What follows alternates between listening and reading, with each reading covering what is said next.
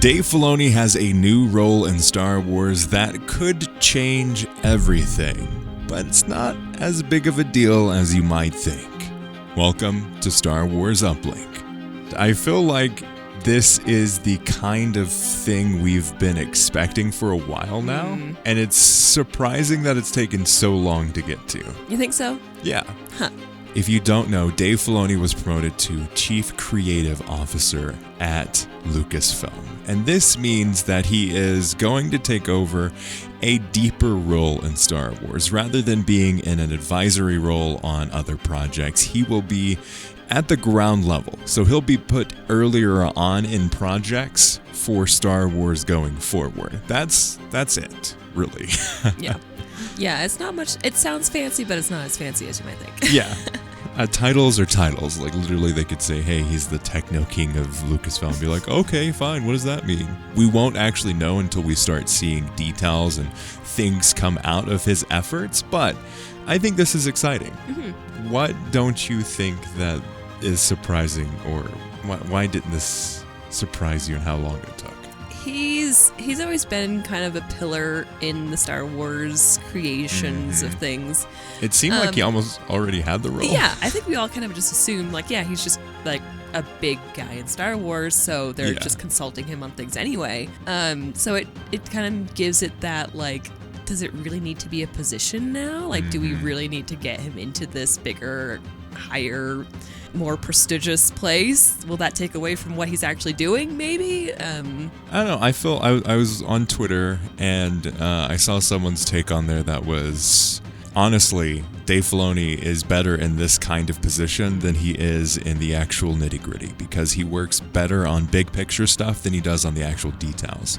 If you look at Ahsoka, for example, the difference in directing styles from his episodes to the rest of the people, as soon as he started directing, everything like slowed down. Yeah. And then it picked back up in the other directors' roles. Yeah. So he's really good at, like, okay, here's the vision. I think he's a good writer, and I think he's a good storyteller in the broad strokes. But when it comes to the actual steps to go through the story, I think he kind of fails at that. That actually makes a lot of sense. Just because for how long Rebels was, and how slow-paced Ahsoka was, for sure. Like, it just speaks to his, like, well thought out world building and like just like character building and stuff like that. Like, he can do all that. But as far as like telling a compelling story, maybe in like a smaller amount of time, He's very much almost like a J.J. Abrams type, where he's more focused on the idea. Like, J.J. Abrams is famous for his idea around, like, the mystery box. He got this box as a child from his grandfather. He's yet to open it, and that's the exciting thing about it. If he opened it, that would ruin the surprise and the suspense. I feel like Dave Filoni is pretty similar in that same regard. He's much more interested in the questions than the actual answering of the questions. like the execution of it. Yeah. He does a very good job of setting up the ideas, the world, and carrying on a lot of the pieces that George Lucas has become famous for. Dave Filoni almost apprenticed underneath the realm of Lucas. Like, he was pretty much an apprentice of Lucas. And that was the thing that really gave him the cred to get to this point.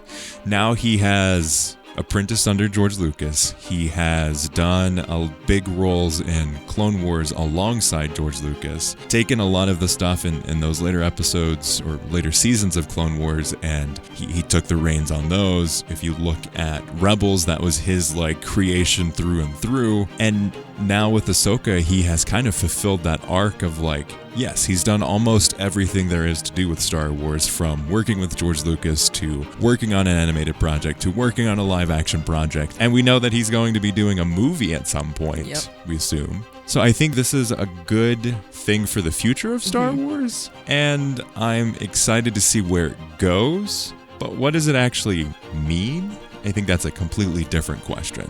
Yeah. It, like, on first glance, it seems like he'll just have more say as far as like the projects that get approved and things, and just have more like earlier sway in things, as to be like, well, let's change that and to be more like this. Like, this seems more Star Wars. Like, he just seems like he's going to be the overall keep it Star Wars guy. And he says as much in his article with Vanity Fair here. He says previously he would be brought in to give thoughts and feedback once a project has already gotten made and give tweaks. Now he will be, as it's getting decided on, he will be there. And then there's another person that has been elevated to almost like the first step. Their entire job is to attract and work with filmmakers. So we now have Kathleen Kennedy, who's running the day-to-day big picture goals for Lucasfilm. We have someone that is directly working with directors and filmmakers and storytellers with Star Wars.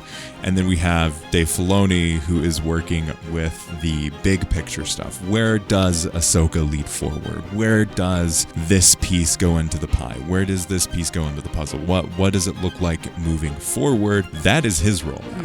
And I think it's a good role for him. Yeah. I'm excited. I think this could be a really interesting and forward-moving in a good direction for Star Wars. Now that we have a very strong vision with Dave Filoni, I feel like a singular vision almost. He creates things his way. It's very much this is Dave Filoni for sure. Yeah. And that almost worries me a little bit to be is this going to be more like a Marvel thing again? Is this are they only going to make Ahsoka style shows? Right. I think Ahsoka is a good thing, but if it's only Ahsoka, we don't get Andor kinds of things. Maybe that's going to be okay going forward. I do wonder, I think that's a fair concern of is everything going to start feeling like Marvel? Is it going to be too similar and they're not going to be too off the walls? I think that's a good question. We won't know the answers until we start getting further down, probably in the next 5 to 10 years, honestly. But I think it's a good concern to have because there's all of these different things that are coming into Star Wars. There are big examples of oh, hey, Obi Wan was over here, and maybe if Dave Filoni was in deeper on that project, it would have gotten done better. I think that could definitely be a case that is made. Yeah, I think it's fair to have that concern.